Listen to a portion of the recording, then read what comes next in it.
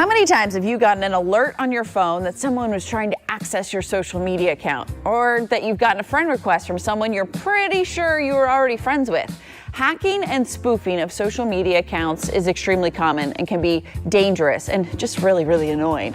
So I spoke with technology expert Burton Kelso about the difference between hacking and spoofing and how we can protect ourselves.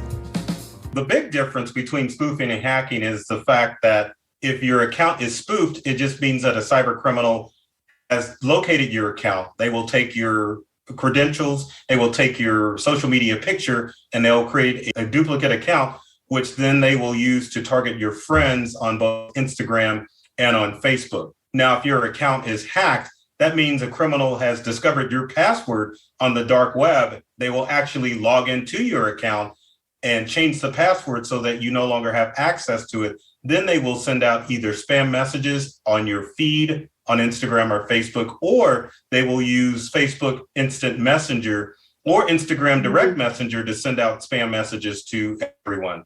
We hear a lot about it with, don't click on emails that you don't know. Now we're getting kind of those smishing text messages.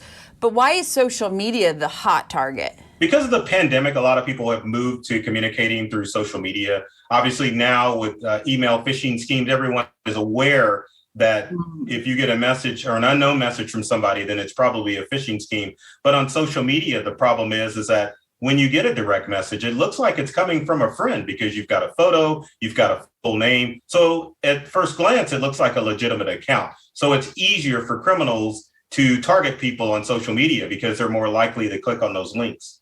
And it's not just celebrities or people. I mean, anybody can become a victim. Yes, anybody can become a victim because it all boils down to just a numbers game with cyber criminals. They don't care if you've got 10 followers or they don't care if you've got 10,000 followers. It's all about the complete numbers that they can get from social media. So they're not necessarily targeting you. They're just wanting to target everyone on Facebook. And the best way to do it is to get access to accounts, spoof them, hack them, and that way they can have more people they can send these spam messages to.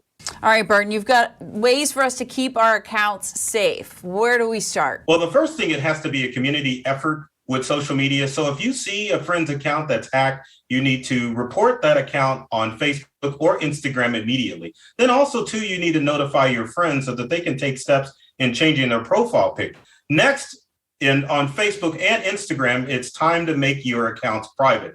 Criminals target accounts where they can see a friends list, because if they can see who you're connected to, makes it easier for them to send out spam messages. So go through into settings on both Instagram and Facebook and make sure that you hide your account, or at least hide your friends list, so that way criminals won't see your account as a target.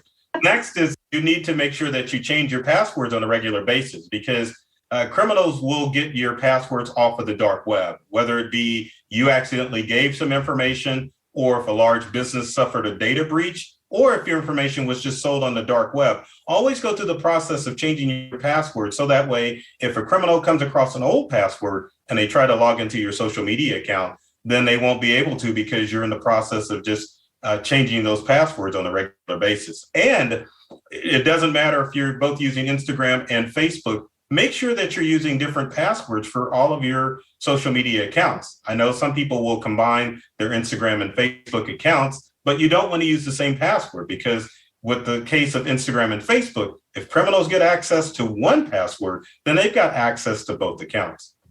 How do we know if our stuff is out on the dark web? There is a website that you can go to called haveibeenpwned.com, where you can check to see if your email has been leaked. You can check to see if your phone number has been leaked. And then also this website allows you to put in your password to see if you're using a common password that cyber criminals already have access to on the dark web. I hear a lot about like the password managers. What is that? Because how does that help? How does that work? Now, password managers are an excellent tool that you can use to combat cyber criminals. The way that it works is that you can either use the one that's enabled in your favorite web browser, such as Safari or Chrome or Microsoft Edge, and it allows you to save those passwords. When you do that, it allows you to have different passwords for all of your online accounts. And the bonus is that if you're using a password manager, whether it be your browser or something like LastPass, you will get a notification letting you know that your password is leaked and is floating around the dark web. Scary to think that that's happening, but again, like past sentences, right? Yeah. Like I love ice cream 543 or something is better than a word. Than just one word. You had experience recently. I know this. My Twitter got hacked, and thank you for everyone who reached out and said, I think something's happening.